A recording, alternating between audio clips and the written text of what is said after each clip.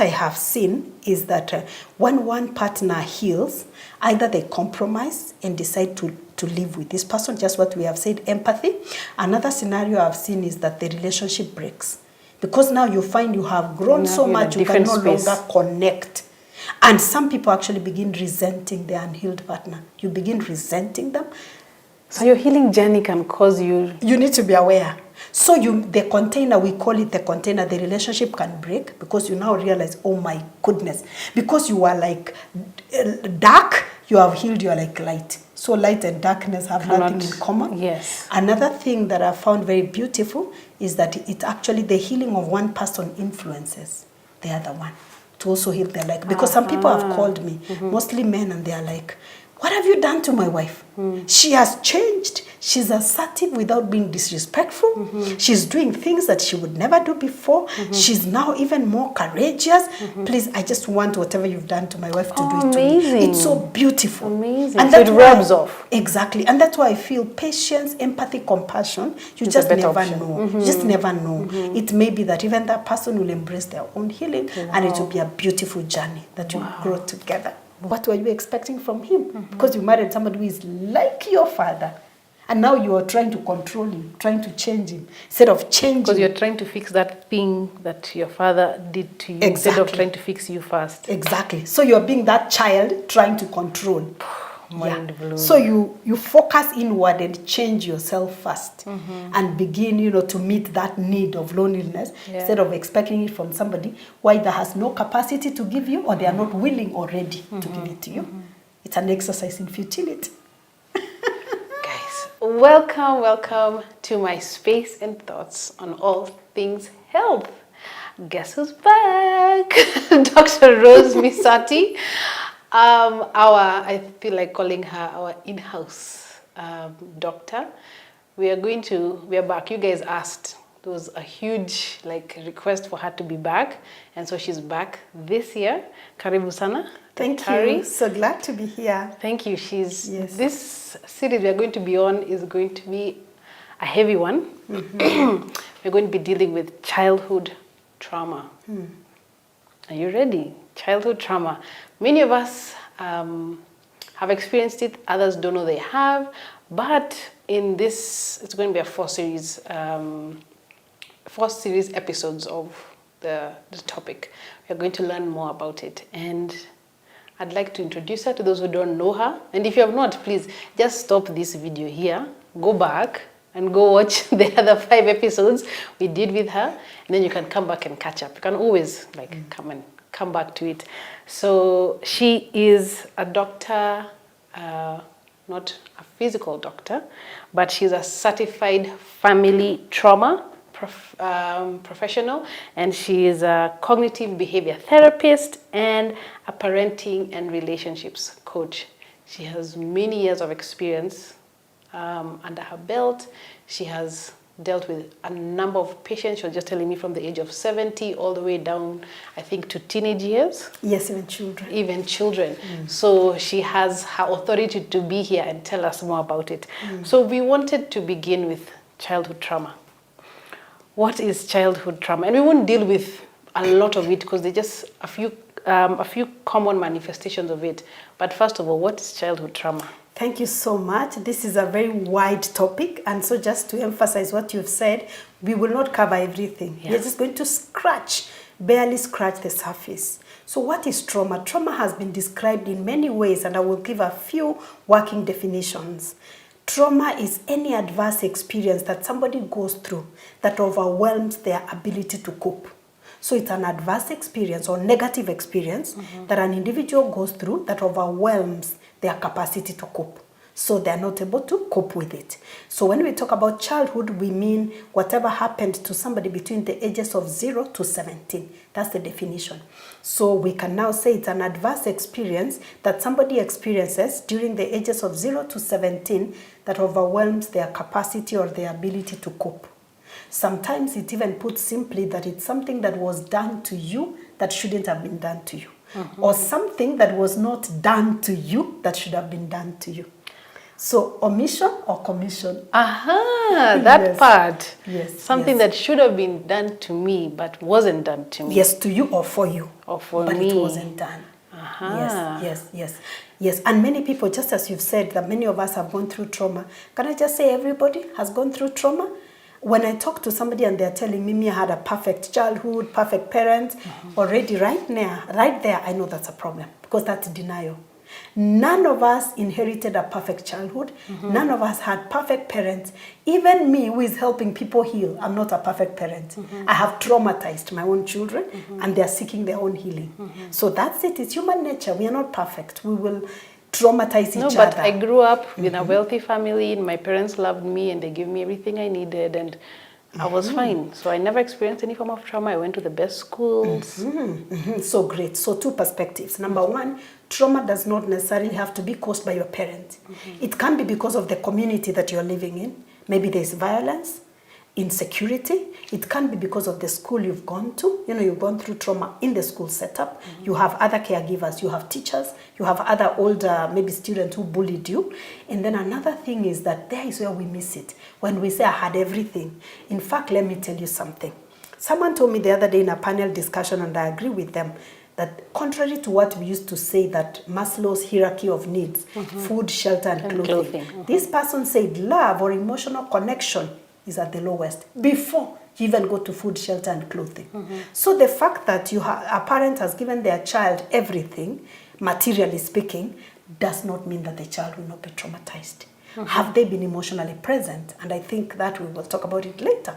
Emotionally present. Because many parents, unfortunately, who are busy working to provide, including myself, we are not present for the children. And that traumatizes. Wow. So if I'm above 18 and my trauma came after, that's not childhood trauma. No, it's not childhood trauma, but or it's where trauma we're focusing on nevertheless. children. Oh, that's a good question. We are focusing on children because number one, children are dependent. Children depend on adults for all their needs, physical, emotional, spiritual, and social. So a child has got no capacity to do certain things because they are depending on an adult to provide for them. Another thing is that children are vulnerable. That means when you're dependent on somebody, you're actually vulnerable because it's the person to decide whether to give you, when, and how to give you. Okay, so children are in their developmental stage. They are very impressionable, so they are easily impacted. And then again, their brain is developing, forming new neural connections. Even physically, their bodies are developing. So that makes children vulnerable. If a child has been raised with skills, by the time they get to over 18, yes, you will be traumatized, but then you know by that time, if you have been equipped with skills, as I said, you know that if I'm stressed, I can reach out to a friend, a family member, a professional. If this environment is not good for me, maybe to work, I can work myself out of this job. If maybe my parents are traumatizing me, maybe you're working, you have a job, you can say, I can move. But a child does not have that agency, does not have that capacity to make such a decision. Yes. And so this childhood trauma, how does it affect an individual? Childhood trauma, by the way, I always say that it should be declared a pandemic. Because childhood trauma completely changes somebody depending again on the extent. Because first it affects the brain. Because what happens when somebody is on survival mode, we call it survival mode. Because when somebody is traumatized, they are wondering, am I safe? So they are very hyper vigilant. Okay. Wherever they are, they are wondering, okay, am I safe? So they have no time to develop what we call the executive functions of the brain. That is decision making, judgment, learning ability. Because they are depending on, they just want to be safe. Picture it this way. You see a tiger. I know most of us will never see a tiger in their lifetime. But then if you see a tiger, at that time your body goes on fight-flight mode. That is not even the time to start thinking and making rational decisions. No. So imagine for a child who is being traumatized every day, it's like the tiger is coming home every day. They are with a tiger every day. Okay. You see. So even the ability to develop is a problem. It can also manifest in bodily symptoms. Somebody starts having gastrointestinal, gut problems. Their fear center, ulcers, their fear center is activated. So trauma affects the entire system. Their immune system is activated. Because now the body prepares, when the body is preparing for fight or flight or whatever, the immune system is activated so that should you be injured, then the body can heal itself. But now imagine you're activating the immune system every day. Autoimmune conditions, yeah, the conditions where the body fights against itself, those are the autoimmune. Cancers, because cancers essentially, psychiatrists have actually said, you can read online the articles like that, cancer begins with the brain. Stress, it's essentially a stress disease. So it predisposes somebody to a lot of diseases. So the body as well as the brain gets affected. So trauma is pervasive. It affects the individual. And a low self-esteem, because somebody feels I'm not good enough. That's why I'm suffering like this. It makes them make wrong choices because they're looking for a way of numbing the pain. Let me shock you. Many people who are struggling with weight issues, they experience childhood trauma. And in fact, it has even been said, sexual trauma. Yeah, I think you mentioned this in one of the videos. One of the videos, because either it's a way of eating to numb the pain, or eating to look as unattractive as possible, so that nobody will maybe be attracted. Can I use that word to them? Yeah. So there's a lot of wrong choices that somebody makes because of having gone through childhood trauma. It's a wide array of problems related to childhood trauma. Wow. Yeah. Cancers could be caused by childhood trauma. I think that is the only thing I'm hearing in my head. Autoimmune diseases. Yes, because cancer, let me explain to you something. Because cancer, and I'm not saying that all cancers are caused by trauma, but what I'm saying is that cancer essentially is a stress disease. Everybody, research has shown from the University of Johns Hopkins University, so you can check that online, research has shown that everybody has cancer cells in their body. Everybody. Yes, that is true. When we are leading a healthy lifestyle, we mop up the cancer cells. But now when somebody has experienced childhood trauma and they continue getting re-traumatized, their immunity is weak. So that means then they are predisposed to having cancer and other diseases related to immunity, not just immunity, but even other systems of the body. Can this childhood trauma also affect my career choice? Or my spirituality? A lot. To begin with, when somebody has gone through childhood trauma, they feel like they don't matter. So they have a low self-esteem. And remember we said executive functioning is affected. So learning ability. And that's why I tell teachers that many times when you see a child is daydreaming, they are not concentrating, and then they keep on, some of them punished, that they need to work hard. Parents get tutor after tutor. Yeah. Maybe the child does not need a tutor. They need somebody to talk to them. They need to be helped professionally because of the childhood trauma. So it affects learning ability. I hope the parents are listening. Exactly. And then sometimes it also influences career choice, whereby people want to get into careers, helping professions. In fact, I read somewhere that most of us in the helping professions are doing it out of a childhood trauma. And it's okay once you have healed, because now the trauma becomes a force for good, because now you can help other people. But if you have not healed, you end up hurting other people. As you're trying to heal. Exactly, as you're trying to heal.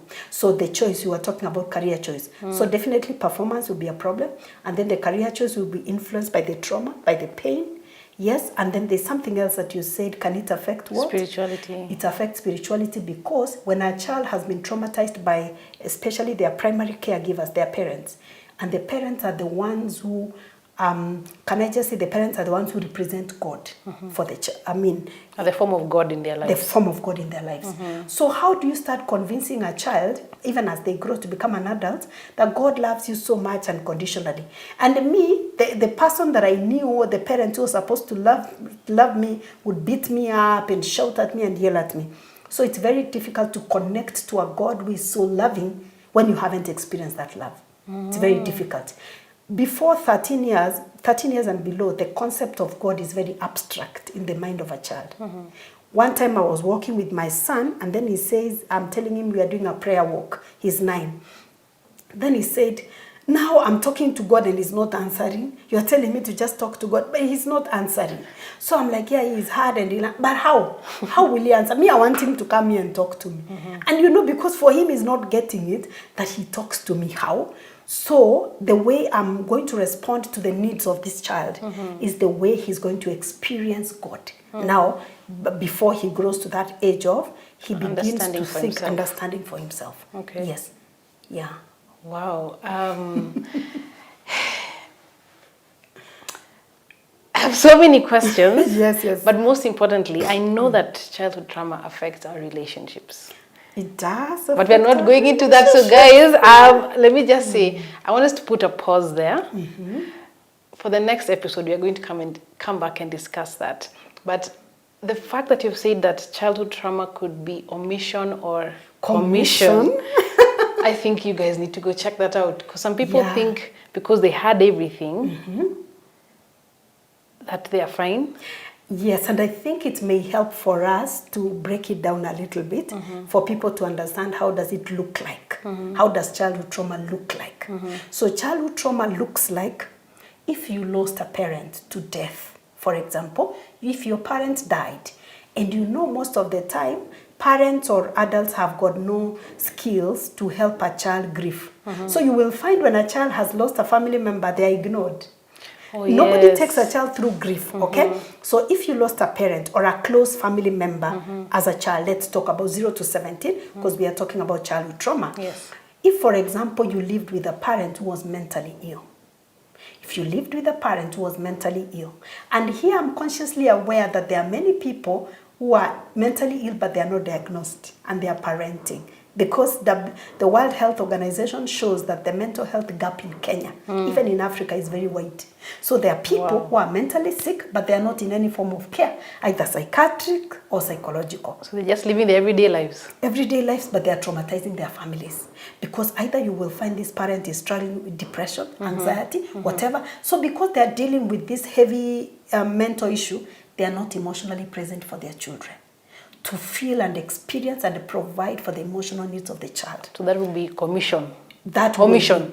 No, that would be commission. Because omission actually. Be omission. Because they are not emotionally present for me. Yes. If you grew up in a household where a family member went to prison, maybe it's your father, your mother, even your siblings, someone, even your grandparents, your uncle, maybe they were living with you, they went to prison, a child feels abandoned. And children have egocentric thinking. So when something happens, they take it very personal. It's because I'm a bad child, that's why this happened. If you grew up in a family where there was violence, either emotional or physical, you witnessed a parent or a sibling being abused, or you were abused. So even when a child witnesses another family member being abused, they take it personal. So they re-experience it. If you were abused as a child, if your parents threatened you, they shook you so hard, they beat you up and you were very scared. If you were sexually violated or molested, your boundaries were violated by somebody who is older than you. If you were shouted at and yelled at until you actually got scared. If you grew up in a family where there was extreme poverty, you didn't get adequate food, you wore dirty old clothes, you were sick, but you could not be taken to hospital, childhood trauma. If you grew up in a family where a member struggled with problem drinking or smoking, addictions, they had an addiction that was affecting them, childhood trauma. Many African homes. Many African homes, that is true, I can relate. If you grew up in a family where you felt like your parents are not emotionally present for you, like you felt like they cannot connect with you. So you are feeling like nobody is there for you, nobody can believe you. Maybe you are bullied at school, but you can't tell anybody. That means that you felt nobody will listen to you, nobody will believe you. So if you felt like there was no that emotional connection.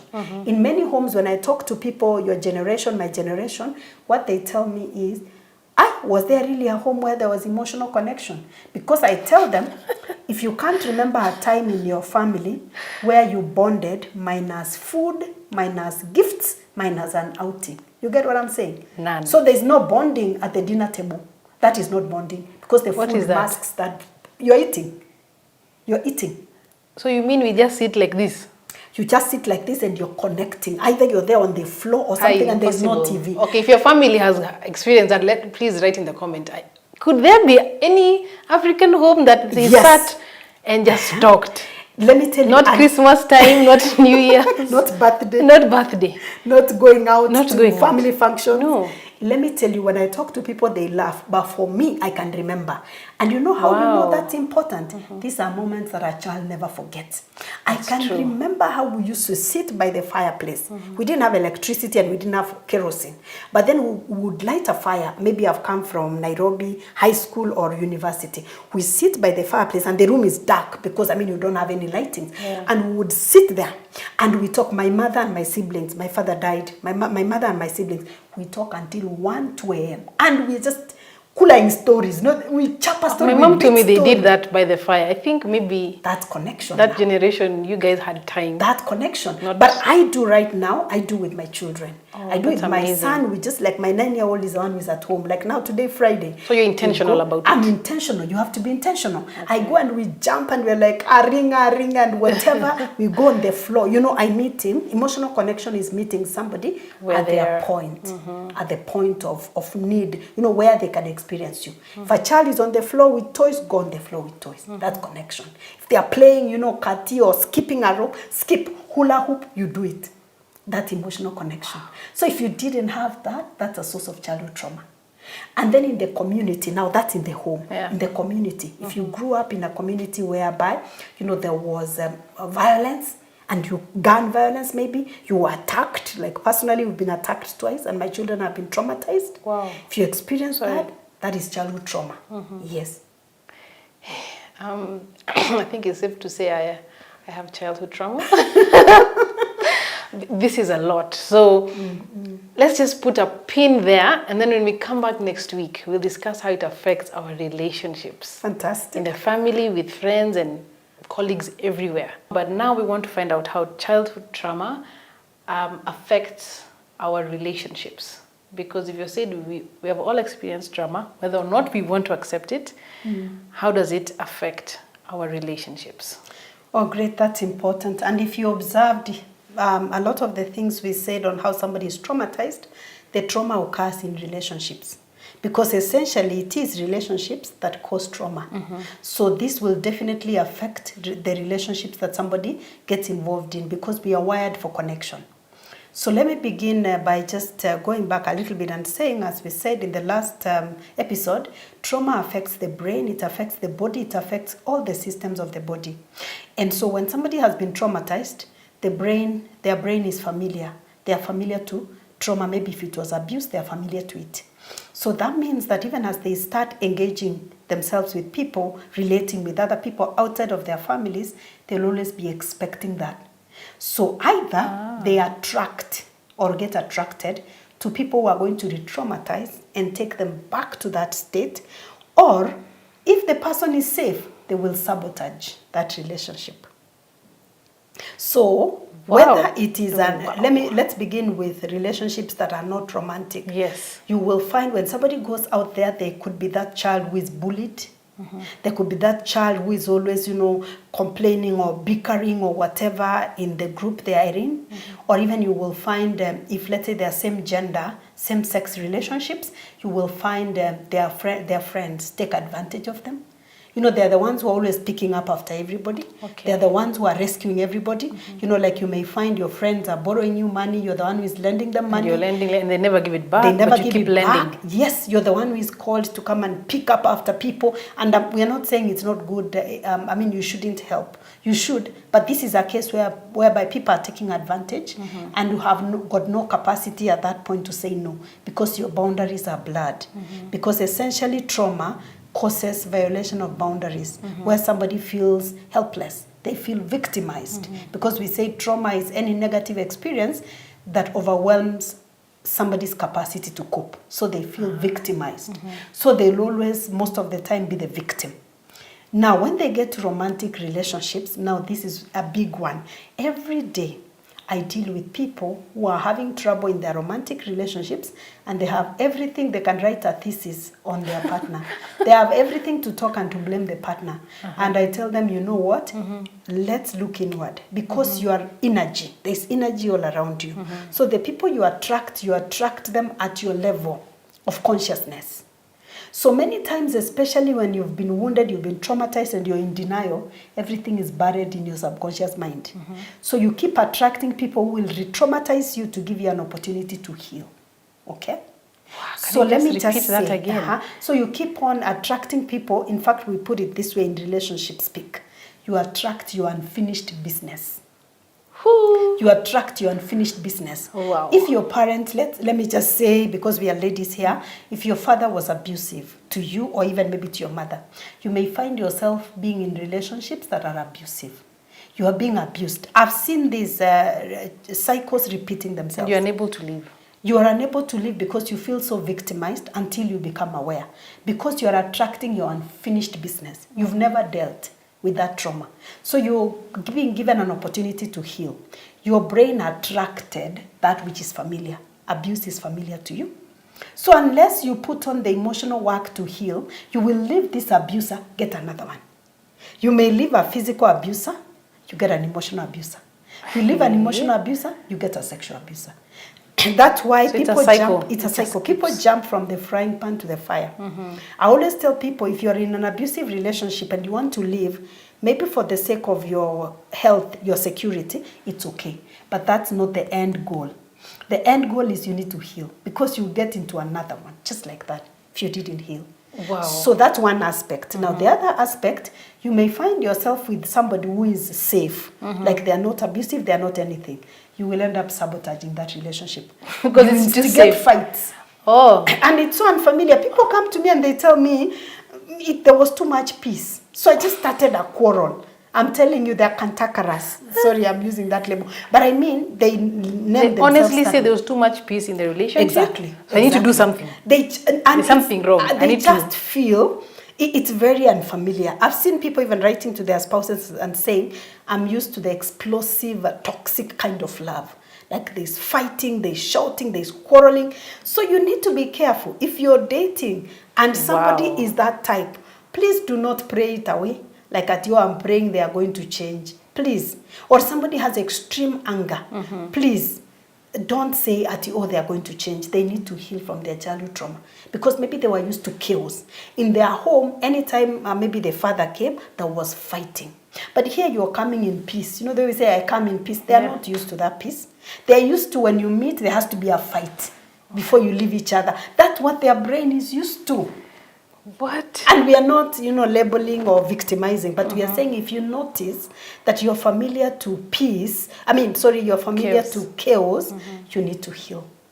You need to heal. And if you're the one on the receiving end, that you're disturbed by this person who is always bringing chaos, you may need to remove yourself and ask them to take a step to heal. Because this is not going to just go away. This is a red flag.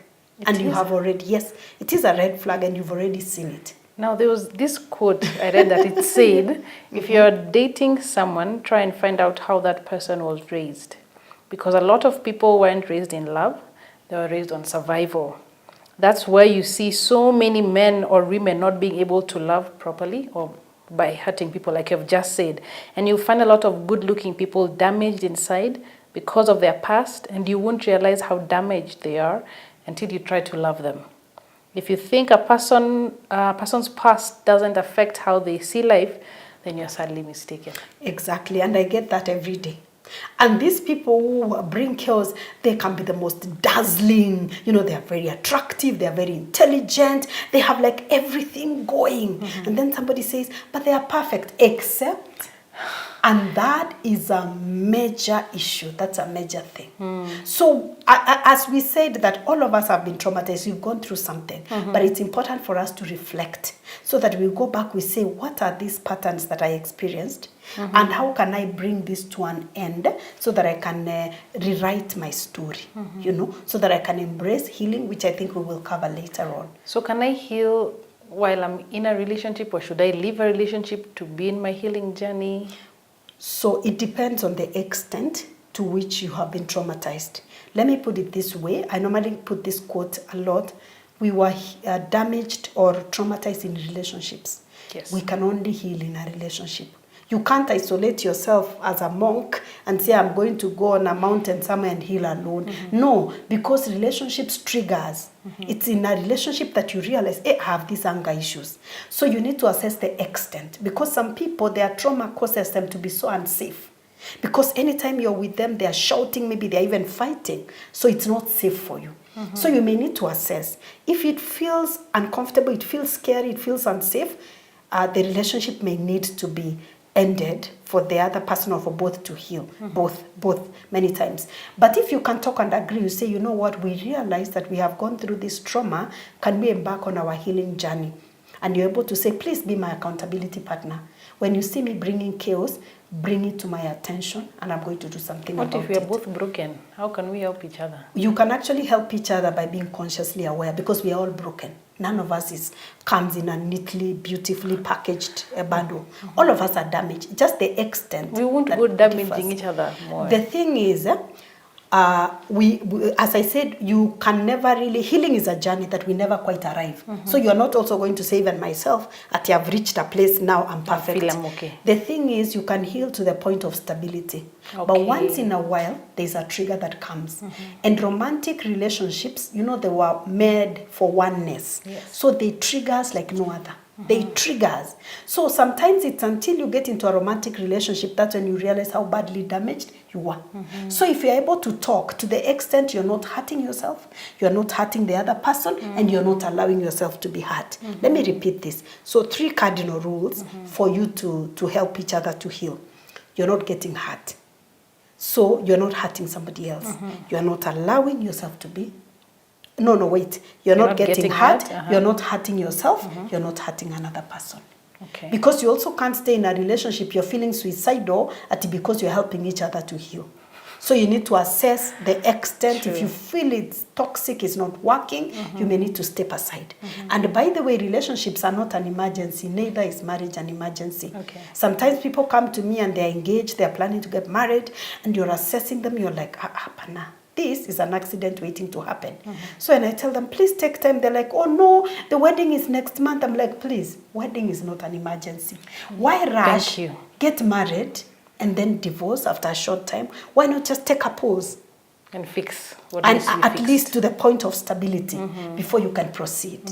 Even if, you know, you have done whatever, dowry, we have the paid, we have booked the whatever, no. You can take a pause and take time, heal to the point of stability. Because again, we are saying you may never really How get do I know somebody I'm stable? Healed. Oh yeah. That's a good question. How do you know you are stable?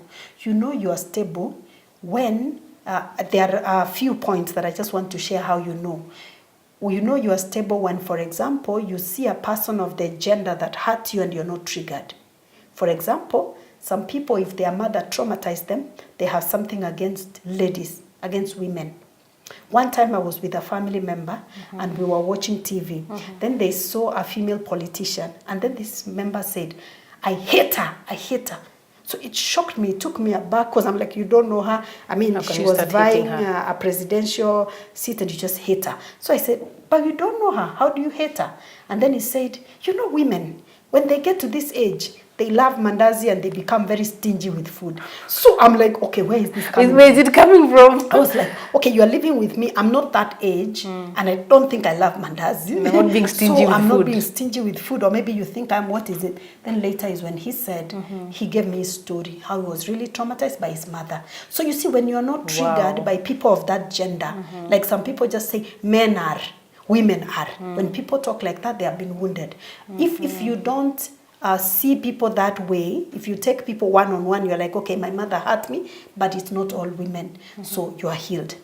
If you see somebody going through a similar experience and you don't get triggered, then you're healed to the point of stability. Otherwise, if you're not healed to the point of stability, when you hear somebody has gone through a similar situation, you get so triggered and you want to take the matter in your own hands. If you can talk about your experience without getting overly emotional, without getting destabilized, is the word I want to use, then you know you are healed to the point of stability. Yeah, so you can talk about it, like you can share, you know, this happened and you don't get so overly triggered, overly emotional.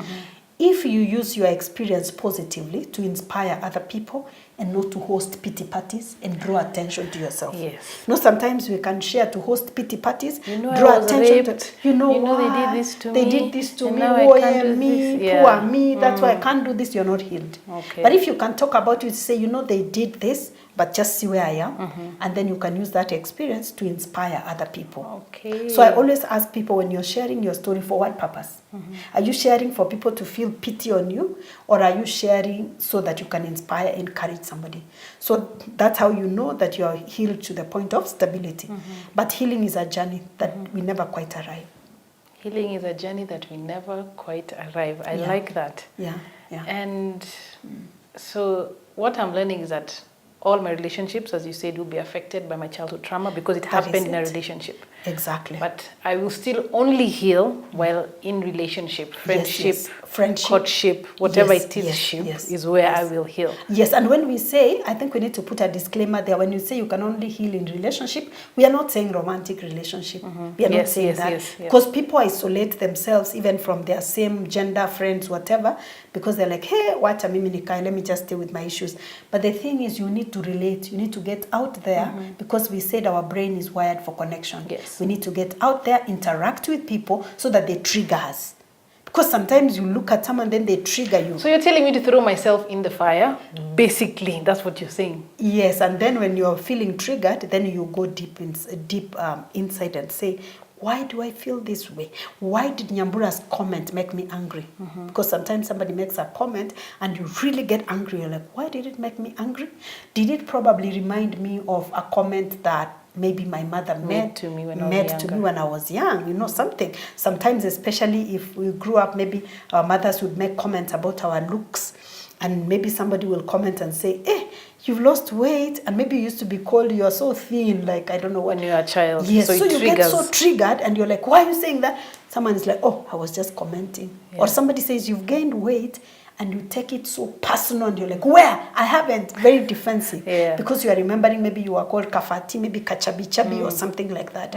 So this relationship, the way you are relating, it's going to trigger. Then you ask, is it probably because I've not healed from the comments that were made to me? The verbal or emotional abuse by these comments being made to me. Yeah. Wow. So clearly, childhood trauma does affect all our relationships, no matter what is, not just only romantic.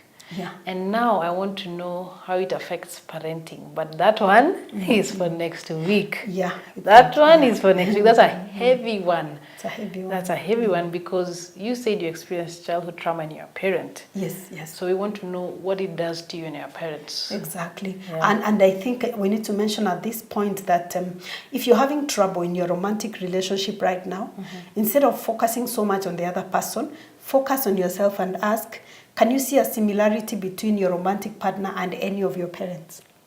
Can you see a similarity? Wow. Or do they trigger the same feelings that one of the parents triggered in you? Who traumatized you? Who traumatized? Or maybe even if you don't know that they traumatized you. Let me give an example. You may find that, let me give this example. You may find that maybe your parent was drinking, maybe your father, let me say, was addicted to alcohol. So he spent a lot of time drinking. So you were very lonely. You longed for, this parent to come and embrace you and play with you. But they would not come. You would go to bed, they haven't come. So they didn't really do something as such to hurt you, but they weren't there because of alcohol. Yeah. So you grow up as a girl and you say, I am going to church, I'll marry somebody in church who is very hardworking because I can see what alcohol did to my family. I can't go back down there. So you go to church, you marry somebody who is very hardworking and in church. All those things. Then you realize this person is addicted to religion or they're a workaholic. So you are there at home, they're always in ministry after ministry, they're always at work. They trigger the same feeling of loneliness that you felt as a child. Alcoholic father. Exactly. So your dad was addicted to alcohol, your partner is addicted to religion and work. So the thing is they may look very different because you say, and I wanted to marry somebody as different from my father as not. Well, it's exactly the same person. The more things change, the more they remain the same. So you end up remaining that lonely, rejected girl. You felt rejected. What? Different processes or different substances but you're in the same place. I never thought about it like that. Yes. So ask, this thing I'm complaining about my partner. So you see, if you focus on your partner and say, people drag their partners for counseling. We have come, he's a workaholic, he leaves me to do everything. I'm like, wait. We can look at him, yes, but then let's look at you. How did you grow up? What were you expecting from him? Because you married somebody who is like your father. And now you are trying to control him, trying to change him, instead of changing. Because you're trying to fix that thing that your father did to you, instead of trying to fix you first. Exactly. So you're being that child trying to control. Mind blowing. So you focus inward and change yourself first, and begin, to meet that need of loneliness, instead of expecting it from somebody who either has no capacity to give you or they are not willing or ready to give it to you. It's an exercise in futility. I'm feeling so challenged at the moment, but that one, very deep one. So thank you so much. So karibu sana. Thank you so much. Today we are twinsing. We have the same colors. So now coincidence. Exactly, but great minds.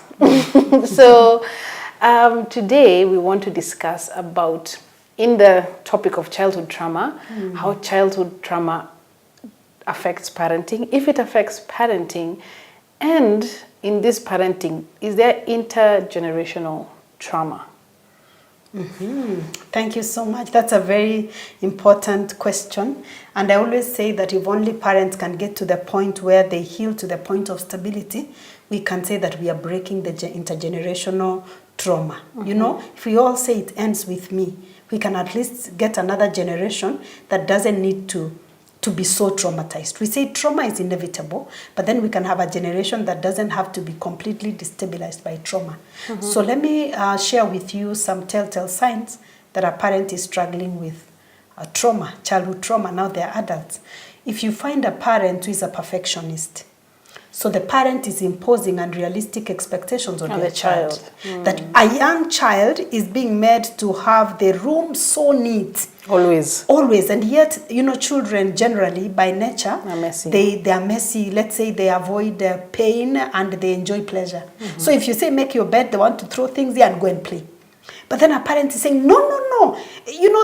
The duvet or the blanket, the sheet is not well, whatever. They want a child to always be neat, orderly, and organized. That's a parent who is struggling with trauma. Unhealed, that is, unhealed trauma. If you find a parent who is comparing children unfavorably, like the parent is saying, why can't you be like your sister? Your sister wouldn't do this, your brother wouldn't do this. So they are comparing, and then they compare their children even with the neighbor's children. They go for a school meeting. But wasn't that all of us when we were growing up? Trauma. You see, we say trauma is universal and trauma is individual. So we say universal because all of us experience. And it's individual because it affects people differently based on a lot of other factors. So trauma is universal. Because we all told, so-and-so's child does not go home late, they do this, they perform well at school, and you're just here, what's wrong with you? So compared unfavorably. Okay. You can always communicate the same thing to a child without referring to somebody else. I used to tell my children to be like one of their siblings. Then one time one of them faced me and they said, but I'm not him. Why do you want me to be him? Exactly. Then I was like, I tried to baptize it. I was like, we can learn lessons. He said, no, I'm not interested. Wow. Because I've empowered them also to speak up to me because I know I'm struggling. I've been healing from childhood trauma. Yes. So now you can always communicate to a child without referring to somebody else. That's how even parents fuel sibling rivalry. When they are always trying to model this child, who is not perfect also, but they are trying to model it as a better child. As a better child, as the model child. It puts undue pressure.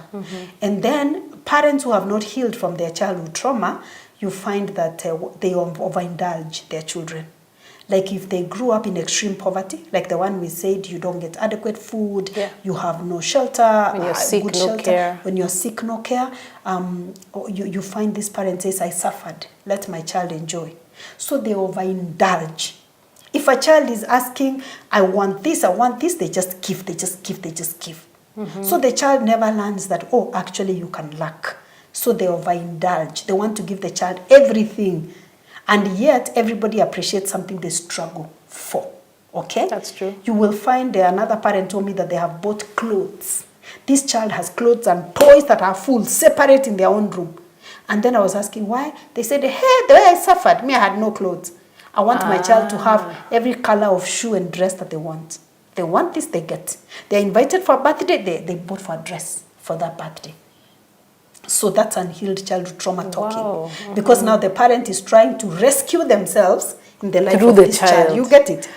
So they are buying for themselves the things they really lacked in the life of the child. So and they end it up could be the breaking. same as your parent trying to live their dream through you. That is it. That is it. No, you need to be a doctor because that is what you And do. in fact, that goes back to the first one of perfectionist, because the parent wants the child to be this. Yeah, maybe they were never that doctor because of whatever circumstances, or they never went to that school they desired to go to. So they're like, you must go to that school. So they are meeting their own need in the life of this child. The child is feeling so hurt but cannot say. Exactly. And who told you, by the way, the child wants that? Who told you they want to be a doctor? Who told you they want to be an engineer? Who told you? You can't decide for them. Exactly. And then unhealed parents also, sometimes they overprotect and rescue their child.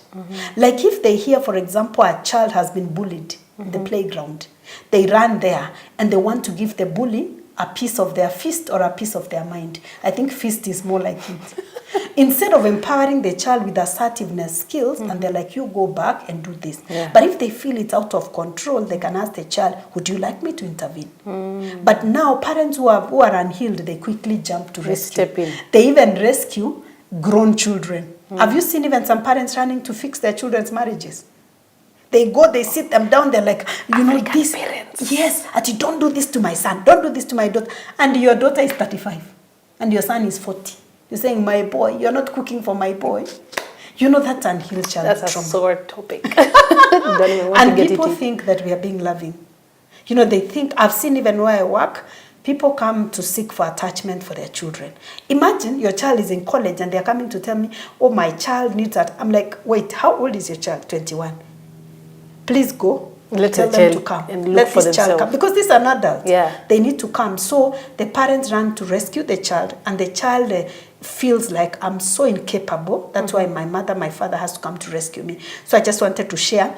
Those are some of the telltale signs. I think we have seen ourselves somewhere there. Yeah, of course. So now, how can a childhood trauma, how can it influence or affect the parenting? Yeah. Number one, when somebody has been traumatized and they are always in this hypervigilant state and they are releasing the stress hormones, and when they are pregnant, these stress hormones actually pass to the child. You get what I'm saying? So the mother is having these stress hormones bathing their every cell of the body. They actually pass in the uterus into the child.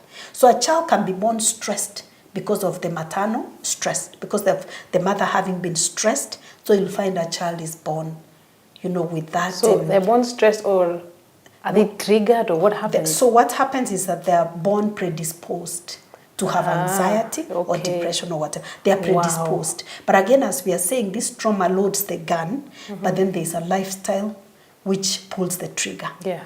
So the child is born with a tendency. We call it a proclivity or a predisposition to that, because of that is what the parent was going through. Because there's something we call the communication that happens between the mother and the child. You know, and then also when the child is breastfeeding, you know, they are breastfeeding. Yes. So they will actually breastfeed some of those stress hormones and what have you. Because when we are stressed because of what you've gone through, always being hypervigilant, we are releasing hormones, adrenaline, cortisol. So they end in. So I could be experiencing depression because of maternal. Exactly. Predisposed to it, and then maybe something triggered it. That is it. As my parent was raising me. Exactly. That's why it's important for us to take history. When you are taking history, maybe you have a child who is struggling with something. I always ask, what was the condition of the mother when she was expectant?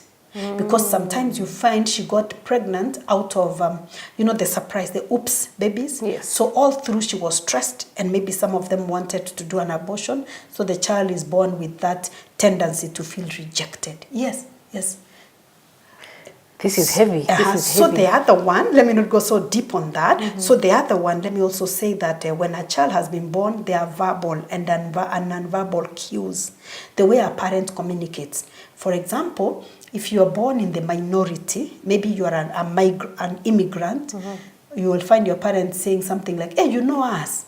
You know those of us who don't belong. So the child internalizes. So they know they don't belong. They know they don't belong because of the messages that the parent was passing. And this has been studied. It's called what is it called?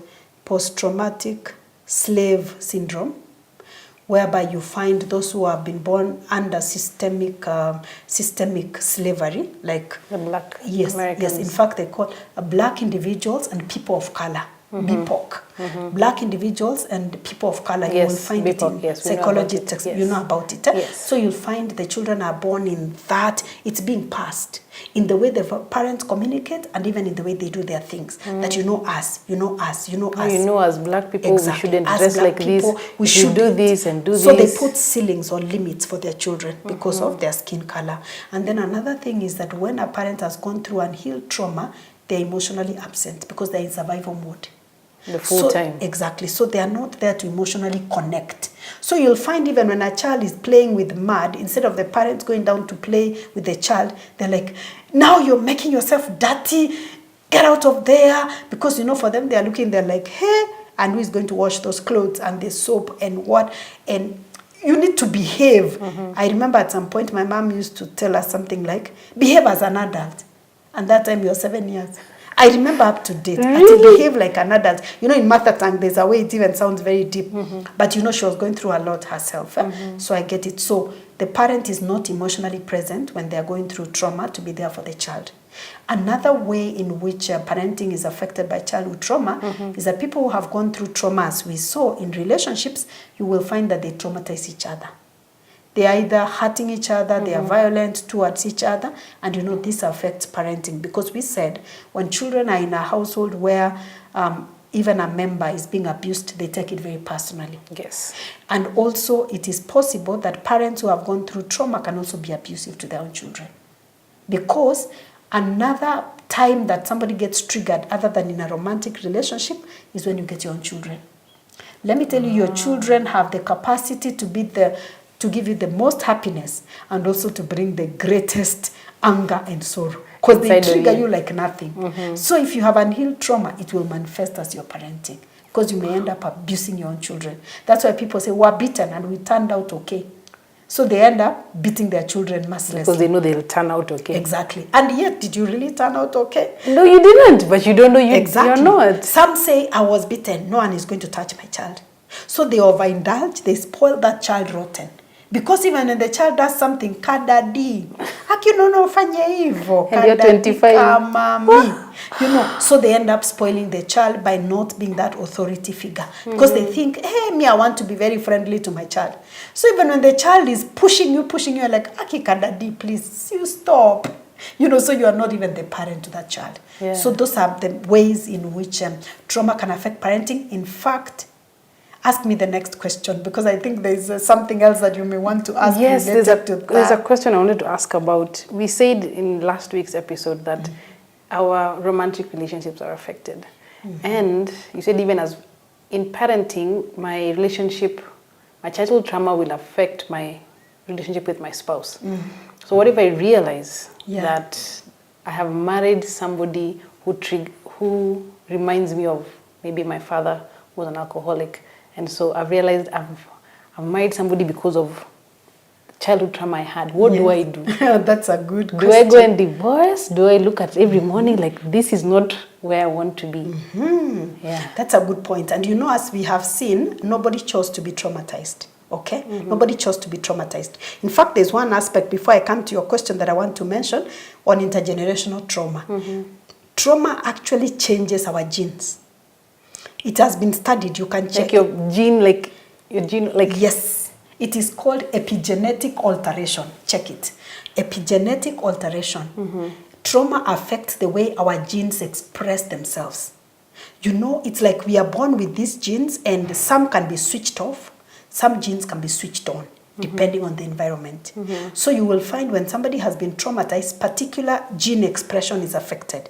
In simple terms, epigenetic alteration. And these genes can now pass to the second, third, and fourth generation. So the children inherit trauma from their parents. So we're all predisposed, a whole lineage Yes. Of a family. Exactly. It has even been studied among children. So we all get diabetes not because of eating wrong, but because it came... We inherited the genes. But remember, there has to be a lifestyle to trigger that. Yes. So you will inherit those genes that are defective. Something must trigger it. But then, unless you do something to trigger, you can also choose to switch them off, to switch that expression. It has been studied that children of Holocaust survivors, children and grandchildren, they're actually more predisposed to depression and mental illness. You can check that. It has been studied. So now, come to that point of now you realize. Yeah. I want you to look at this person with empathy. And know that just like they were your unfinished business, you are also their unfinished business. So you were marrying So each we have other. married each other with our hearts in mind. Exactly. Not knowing. Exactly. You've heard of something called trauma bonds. So you're bonded at the point of your trauma. Trauma bonds. So don't look at the person and you're saying, oh, they are so damaged. You are also damaged. But maybe you've started the journey of awareness. Yes. So focus on your journey and get healed to the point of stability and keep growing. And then ask yourself, what is at stake? Can I live with this person? If you're being abused, now live. That one I must say without fear of contradiction. If you're in a place where you are being abused, physically, emotionally, whatever, let's even talk verbal. about physically. Okay. You live because you don't know whether the next time is going to lead to your death. If you're being abused emotionally, manipulation, criticism, you now put healthy boundaries, whereby you say, you know what, you will not talk to me like that. The next time you talk to me like that, I will physically separate myself. So next time they still go ahead and talk to you like that, you move from that room to another. You say, as I told you, I will not continue being in that space where you talk to me that way because it hurts me. So you physically remove yourself. Then they begin to see, you're no longer tolerating that. Yeah. So put boundaries, healthy boundaries in case So boundary setting is a skill. That is a skill actually in the journey of healing from childhood trauma, because when a child has been traumatized, their boundaries have been violated. Yes. So they never learned to set boundaries. Healthy boundaries. Yeah, because again, healthy boundaries is a skill that is taught by parents. But how do parents teach this skill when they are traumatized, when they are on survival mode? So boundary setting. So you have realized this. So put boundaries, focus on your own healing. You may suggest to your partner that I've gone through this and it's really helpful. Is it something you may want to consider? And be there to support them. You can offer the support. So keyword is suggest, don't force. No. You don't force. Now you are violating somebody's boundaries when you're forcing. You don't I'm doing this. We need to change. I'm on this journey. We need to do it dragging together. them to therapy. Yeah, thank you. No. Now that's violating somebody's boundaries. You suggest, like, I've done this and it's really helpful. Maybe you have also noticed some changes in me. Is it something you may want to consider? You can give the contact of whoever you've been the journey. You can give resources, materials. You can say, I can pay for you if you're interested. You can be the accountability partner if they're willing. But again, remember, everybody seeks their own healing when they are ready. I always tell my clients, when the student is ready, the teacher appears. Yes. So you can't force anybody to be ready. So you may suggest. And then be very honest with yourself. Ask yourself, what are the pros and the cons of me remaining in this relationship? Is it working for me? But I always tell people, just my personal value, if the other person is not abusive to you, you can look at them with empathy and compassion, and you can live with them. Because remember, at that point, you are also their unfinished business. Yes. Yeah. And I married them knowing that. Exactly. Okay, maybe you didn't know. No, knowing that this is who I want to be with, and so I'm changing. Yes. So I shouldn't force it down. Exactly. No one forced you to marry them. No. As in, it was a willing buyer, willing seller. Yes. Unless it was a child bride. But most of the time, it's a willing buyer, willing seller. Yeah. So we need to have empathy. We need to have empathy. But what I have seen is that when one partner heals, either they compromise and decide to live with this person, just what we have said, empathy. Another scenario I've seen is that the relationship breaks. Because now you find you have grown so much, you can no longer connect. And some people actually begin resenting their unhealed partner. You begin resenting them. So your healing journey can cause you... You need to be aware. So the container, we call it the container, the relationship can break because you now realize, oh my goodness. Because you are like dark, you have healed, you are like light. So light and darkness have nothing in common. Yes. Another thing that I found very beautiful is that it actually, the healing of one person influences the other one to also heal their like. Because some people have called me, mostly men, and they are like, what have you done to my wife? She has changed. She's assertive without being disrespectful. She's doing things that she would never do before. She's now even more courageous. Please, I just want whatever you've done to my wife to do it to me. It's so beautiful. Amazing. And So that's it why- rubs off. Exactly. And that's why I feel patience, empathy, compassion, you It's a just better never option. know. You just never know. It may be that even that person will embrace their own healing, and it will be a beautiful journey that you grow together. Wow, that is amazing, yes, guys. So, yes, childhood trauma does affect parenting, and there can be intergenerational trauma, but it's up to me to decide That what it to ends do with with it, me. that it ends with me, Yeah. and will not be passed down to my Exactly, children. because whatever happens to you is not, it's not your fault. Yes. But what you decide to do with it, it is your my responsibility. choice. Okay. Exactly, your choice. And you always have a choice. Yes, exactly. Yeah. Wow. Guys, she It's has a deep topic. It is a deep topic. If your parents out there, I wish and pray that you would reach down and think and see if you are going through you have been through something that is affecting you and how you parent. Yeah. There's intergenerational trauma from your parent or your grandparent and how you do things that is now affecting your children.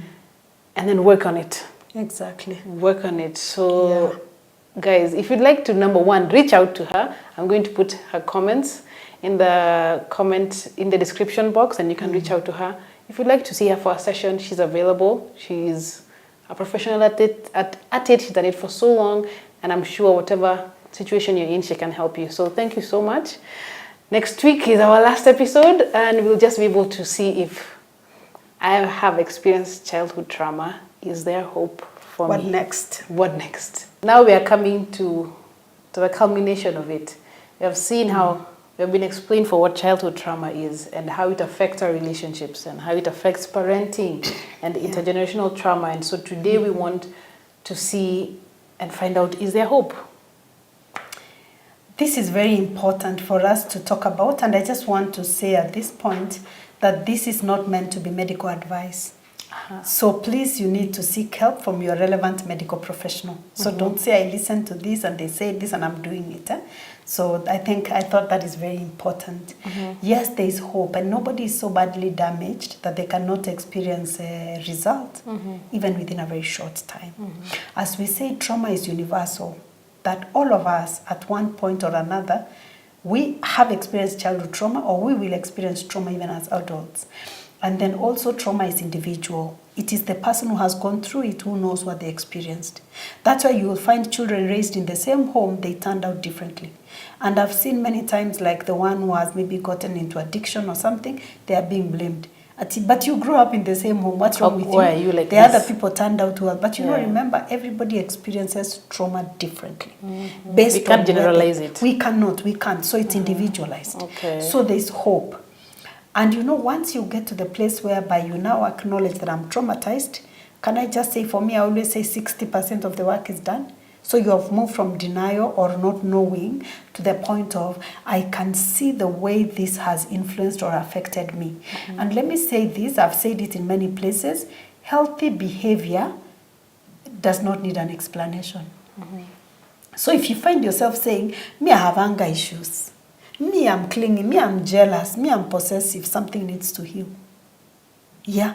Healthy behavior does not need an explanation. Like I have to say, me, I'm like this. Yeah. So the thing is, if Mi you have nakuanga noticed, hivi. mi nakuanga hivi, Yeah. look at the source. Go back. Most of the time, the source is from childhood. Sometimes even I tell people, it could be from your ancestors. I think we have already seen epigenetic alteration Yes. and Intergenerational trauma. That's why I tell people, go back and listen to stories about your ancestors, because you could be struggling with something that affected your ancestors. Now you are a recipient of these genes that were altered.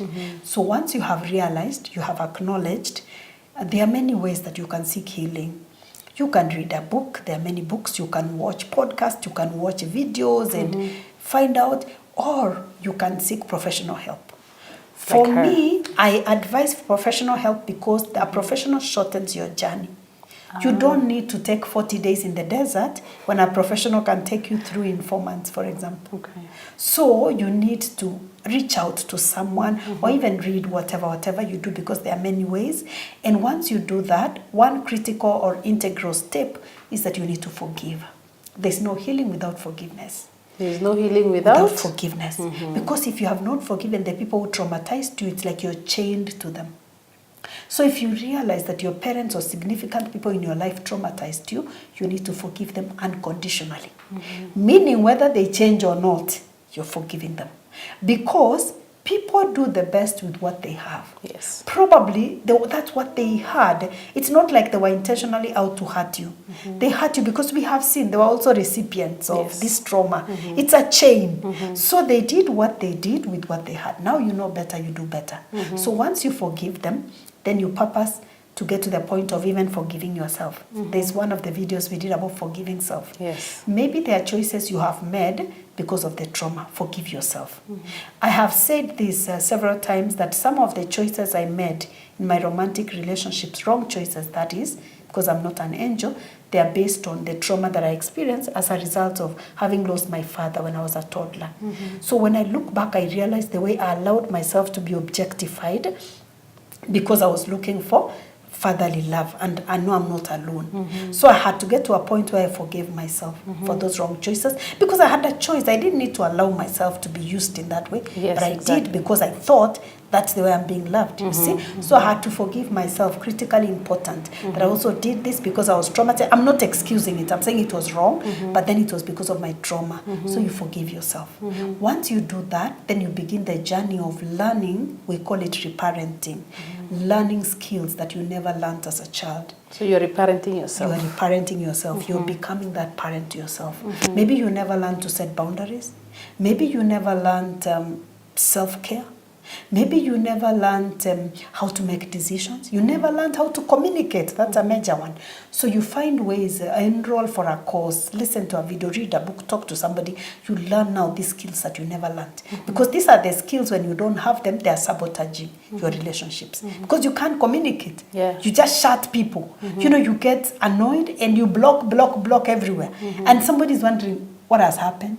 You ghost people. You know, you are living in the land of the dead. You're just ghosting. That's all you're doing. That's all you're doing because of your trauma, running away. So you need to learn. And so once you learn those skills also, it's important if you can have people of that gender that you feel traumatized you. Let me give an example. Like now for me in my case, because I had a lot of trauma, but one major one was fatherlessness, not having a father. So I had to get male figures, mature people who can speak into my life, because you still have that dirty wound. So, but again, there, be careful, because some people can take advantage of you.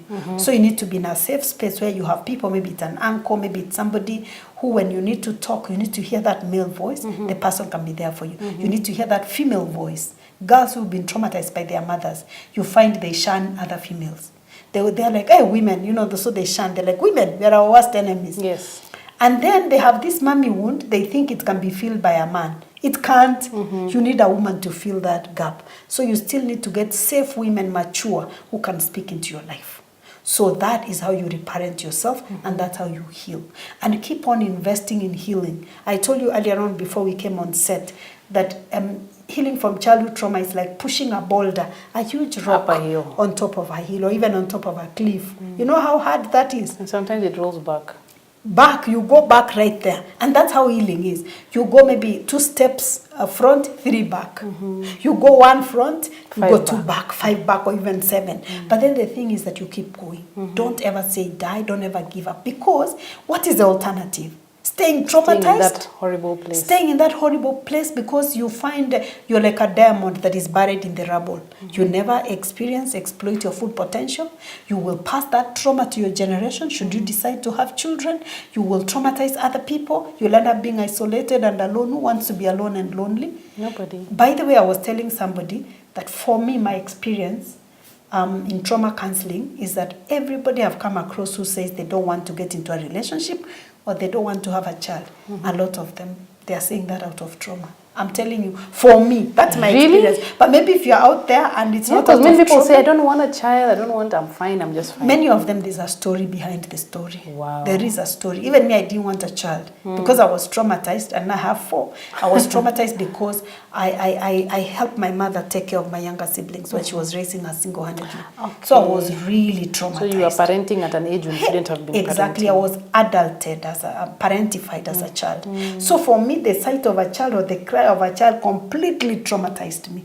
I'm like, I don't want. I want now to have, because I never had a childhood. So I'm like, hey, me, I want to enjoy my life. So you see, that might have looked like the default that I would say, but you see, I was making that decision out of trauma. Yeah. You see. So there are decisions you may have made out of trauma, but when you heal, you discover that by choosing differently, you're going to exploit your full potential. You'll be a blessing to the world and even a blessing to your families. Childhood trauma is a monster. It makes people, and it's even the source of narcissistic personality disorders, mental illnesses, and many others. So imagine you have no choice. I mean, I say it's make it or make it or make it. Whichever way, just find a way of, reaching out and getting to heal. Nobody deserves to live in childhood trauma. Imagine. Nobody at all. Nobody at all. You don't deserve it. You deserve better. So there is hope for me who has been hurt in my childhood, and I don't know I have been hurt. Yeah. Now you have had. Yeah. If you didn't know, now you've had. Yeah, now so you heard. know. Now you know. So you cannot claim ignorance. And then you see now there's hope, but then it's hard work. It is hard work. Emotionally draining. Emotionally draining, and then get the right It ends up becoming physically draining. Can you become sick? Actually, you become sick. When I have people who have been so heavily traumatized and they're going through healing, that's why I recommend getting a competent professional who can know how to take you through. We recommend her on this channel. Who can take you through. Because I've seen when people are going through childhood trauma and they're in the process of unearthing the pain of the past and having it come out, it can actually manifest in physical symptoms. Have people who get panic attacks, they get anxiety, they have diarrhea, irritable bowel, they have palpitations, they can't sleep. But you know what, you don't have a choice, you need to bring it out. So imagine if you're bringing out those memories, that pain, and it's causing physical sickness, it was still going to bring you illness when it's buried there. There's a doctor called Dr. Van de Kock. He has written a book called The Body Keeps the Score. So you may actually think that, hey, me didn't affect me. Your body keeps a score. Your body keeps the score. And it will manifest. There's no running away, by the way, from this thing. It will manifest. So it's better to just go through it. Actually, emotional healing, I call it like, it's like the way you have a boil. And it's ripe with pus, and you go maybe to a doctor, or you're trying to to squeeze out the pus. It's painful, but after that, you feel so relieved. Yeah. Or like a toothache. Yes. You go, maybe the tooth needs to be pulled out, and it's painful. But when the tooth comes out, you can now sleep. Exactly. So Very you well. need to sleep. Yes. So we just need to deal with it. It's painful. It will hurt. It can get you physically ill, even emotionally. Even emotionally. Mentally, you can be exhausted. Yeah. But there is hope. Panic attacks and anxiety, depending on the extent. And then it's important to also have a supportive community. Normally, when I've taken people through emotional healing, we form a support group. So like now we have a support group of mothers who have gone through healing. So they support each other. So we keep on, because it's a journey, we said. And getting to the point of stability is like a child who has learned how to walk. So you can't tell them, go and run a marathon. They have to walk with support. So we have this support group of moms who have gone through healing and who have purposed that it ends with me now. And they're bringing up a highly effective generation. Then I have a support group of single mothers. Single mothers who are raising children alone. They have gone through the journey of healing. They're in that support group. Wow. Because without the support group, somebody may most likely relapse. You need relationships. We are wired for connection. You need to have people in your life who can even call you out. They can guide you, they can support you, they can call you out. This is not how you should be behaving. Exactly. They can even tell you, oh, I understand. You did that, I get that. Without judging, criticizing you, or invalidating you. Then you get encouraged. The feeling that I'm not alone. That feeling in itself, actually, it fosters, it engenders healing. So let's say I'd have to invest some kind of money. Definitely, yes. If I want to heal faster, as you said. Yes, yes. And with a professional support. Yes. And if I don't have, you said there are books. There are books. There's there YouTube videos. You there's can even this begin video, from the there. ones we've done before. Exactly. And exactly. move from there, because not everybody is on the same financial level. That is the thing. That is the thing. So watch videos. In fact, I tell people when they reach out to me, they can't afford. I tell them that's why I do this content. That's why I have partnered. You know, we do this content so that it's public for everybody.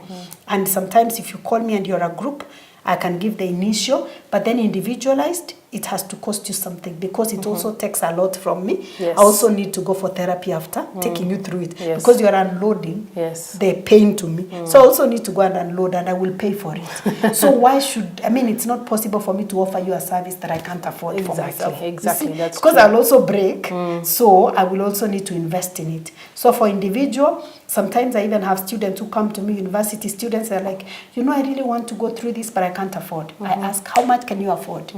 They tell me 100 shillings a week, $1 a week. So I say, okay, let's go. You'll pay me in 10 years. Or something. Yes, let's go. So we start the process.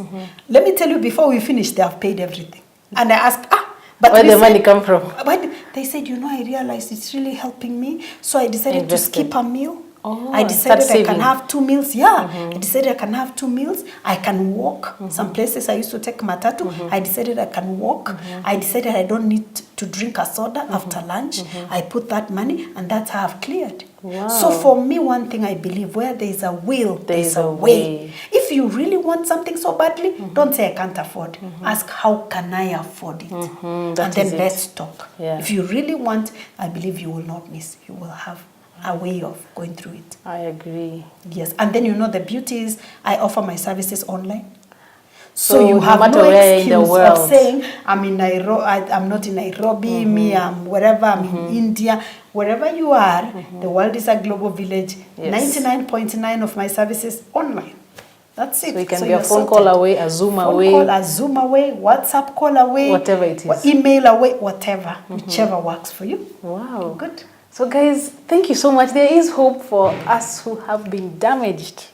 Yes, no one is damaged. Traumatized. I'm told that is labeling. Oh, that's labeling. That is labeling, saying we are damaged. But I get it in context. Yes, for us who have been traumatized, and she says it's everybody, there is hope. So reach out. I'll put her details in the description box. If you think you may not be able to afford their books, there's YouTube videos. And one thing she said that we must have is a support group. Yes, it's important. People who are either on their journey or who have been on it and they share their like-minded person as you, who just wants to grow in their life. So I think I just want to say thank you so much for spending your time with us again. Yes. This 4-part series has been, there's so much more, guys. I always tell you, there's so much. We can have one episode for 5 hours. True.